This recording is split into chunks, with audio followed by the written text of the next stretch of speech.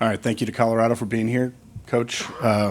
Today we have Coach Tad Boyle, Julian Hammond, and Andre Jakimovsky. Coach, talk about your 3 days here, and what do you like about your team? Well, we went from the outhouse to the penthouse, back to the outhouse in 3 days. So it's been a little bit of a roller coaster. Two blowout losses and a 1-point win against a really good program and team. So today it was all a matter of taking care of the ball and not boxing out. I mean, I wasn't a math major, but I can't add. 51 points of their 99 came off of offensive rebounds where we don't box out or we get punked or beat, whatever you want to say, and then the other 37 come off. There's 37 off turnovers and 14 off second chance points. It's 51 of their 99 that we have a direct result of causing or giving up or whatever you want to say, And now with that being said, our half-court defense wasn't very good either. So you put the combination of the turnovers and not boxing out and not guarding as a team. And this is what you get against a good team. Iowa State's a hell of a program, a hell of a team. They, well coached. We're not. So there you have it. All right, any questions for Julian or Andre?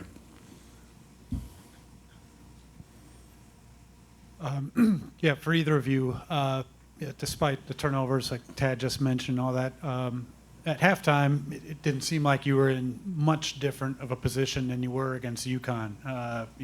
Down, I think it was 11 or so. Obviously, you got things turned around against UConn. Why were you not able to get it turned around today?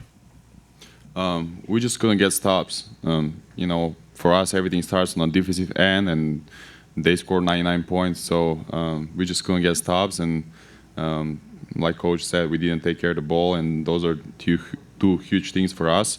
And we lost the game, so we got bounce back. It's a great experience for us. 3 really good games. We got a taste of what Big 12 opponent is doing, and I think we're gonna be ready.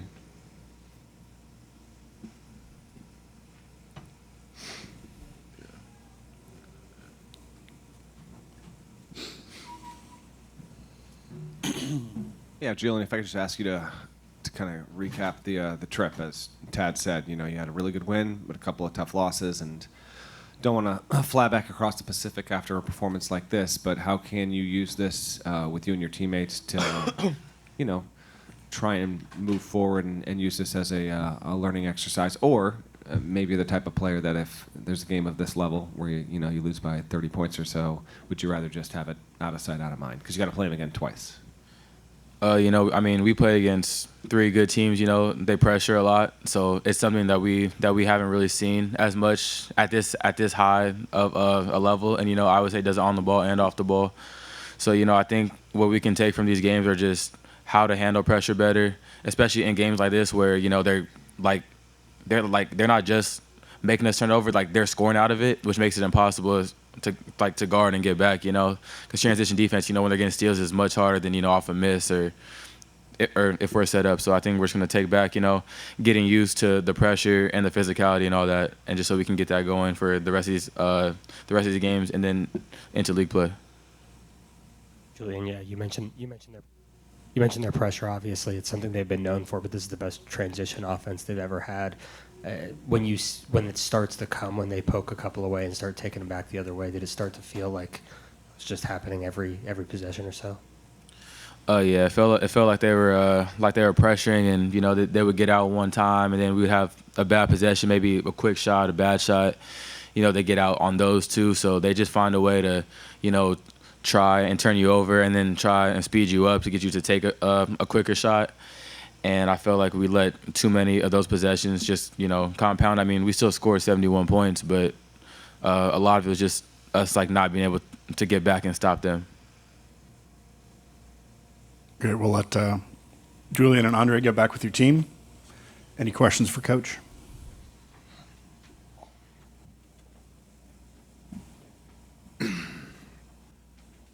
Coach, they clearly were focused on taking Malone out of the game. Yeah. 1 rebound. What do you do to try to counter what they? I mean, he's important. I think things happen when you talked about running through. Like, what do you do to try to counter some of that? Yeah, look, they were doubling him on the post, and that's what I told Elijah. As you go through this season, people are going to figure out that you're pretty good down there, and there's certain teams that are going to say, okay, we're going to guard you one-on-one, and those are going to be the fun nights where you can go to work and do what you do. But there's other teams that are going to double you and take you out of the game. Now you have to become a distributor. Now there's 2 guys on you, and again, I wasn't a math major, but that means we got 4 offensive players against their 3 defensive players, and we did a poor job collectively as guards, as bigs, you name it, not just Elijah, of exposing them. In Iowa State, they rotate well, they play extremely hard. We had some really good offensive possessions where we moved the ball and we got one more, and we got great looks. We just didn't have enough of them. We had too many where the ball gets poked, we turn it over. They're very good at getting their hands on balls in passing lanes. So we have to become better passers. Because, again, there's 2 on Elijah. We're playing 4 on 3. We got to get the ball to one of our guys and make them pay for doubling. So that's something he hasn't experienced up to this point, and great opportunity to learn. But they trap ball screens. Guess what? Now the guard has 2 guys on him. He's got to get a ball moved, they're a much better passing team than we are. We got to become better passers, and again, we did it at times. We just didn't do it consistently enough. And you should, as a player, you should relish playing against these kind of teams because you're going to get open looks as long as you take care of it. But if you don't, it's an avalanche coming down on your head, and that's what happened to us. Tad, right here. I want to ask you to just kind of step back and do a broad assessment of your team. You have the really impressive win against UConn today. I mean, with your decades of experience of coaching, you've seen sometimes it's like the team that you had 24 hours ago doesn't look like the team that you have today. Yeah. Are you and your staff kind of prepared for the potential that this could be your season? Like on a given night, you could pull off one of the biggest upsets in the Big 12, but on another night, there's no guaranteeing you're going to be able to beat a lesser team on your home floor. Is this just kind of maybe going to be that kind of season potential? Well, Matt, I hope not. I hope we can get more consistent than what we've been here. You've seen we're the epitome of inconsistency in this tournament. Again, outhouse, penthouse, outhouse. I mean, but we've got capable players. We've got enough talent. We don't have the experience at this level that a lot of teams have. A lot of these teams have, transfers that came from other Division I programs. Elijah Malone was playing NAIA basketball last year. Trevor Bascom was playing Division II basketball last year. We got 2 freshmen that are playing that have no experience. And now the rest of our guys have limited experience. Bangat Dak, Hassan Joe, Julian, and Andre are probably our 2 most experienced players, but we don't have a roster full of them like some of these other teams. So with that being said, early, and it's still early, we're still in November, we're going to have some growing pains. We're going to have some inconsistencies. And I knew that before the season. It doesn't make it any easier when you're going through it, but we're going to have to – but hopefully by January and certainly February and March, we can be more consistent than what we've been here because we have, in my opinion, we have enough talent. But so does Iowa State. So does every other team in the Big 12. So – that's what makes, coming to these games, covering these games, playing in these games so much fun. And at least when you play to your potential. Today's no fun, but it's a growing opportunity for our players. It's a learning experience, and I told myself before the season started, I have to have patience with this group. It's not in my nature, but that's kind of where we are right now. So, great question, Matt. Ted, you mentioned the pressure, obviously. They had 22 fast break points. That's been a hallmark. How many? 22. Yeah, 22. Yeah. It's been a hallmark under TJ. They always are Yeah. great at forcing turnovers, generating those. Yep. But this is easily the best tempo offense and transition offense, especially they've ever had. What allowed them to sort of unlock that today against you guys? It's something that Well, getting their hands on balls, poking balls, getting out, and I mean, it's you can give credit to their defense, or you can just say our offense wasn't good enough. I don't, you guys watch the game, you figure it out. I mean, I know our offense wasn't good enough consistently, and we were not strong with the ball. When we were strong with the ball and we made strong cuts, good things happened for us. We got good looks. We made some baskets. We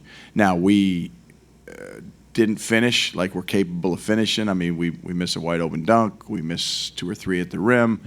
But I told our team, like, there are going to be nights like that offensively, especially in the league we play in. You're going to go up against some of the best defenses in the country. So scoring is going to be hard on some nights, especially on the road. So guess what? You got to rely on the other end, your defense, your ball security. And as long as you got ball security and you're guarding, you can stay in games. And we had that against UConn. We did not have that against Michigan State, and we certainly didn't have it today. So, I mean, it's not a hard problem to figure out. Is it a hard problem to fix? We'll find out. I'm gonna do my best, as a coach. All right. Thanks, Coach, Thank for you. being here. Safe travels home. Yep.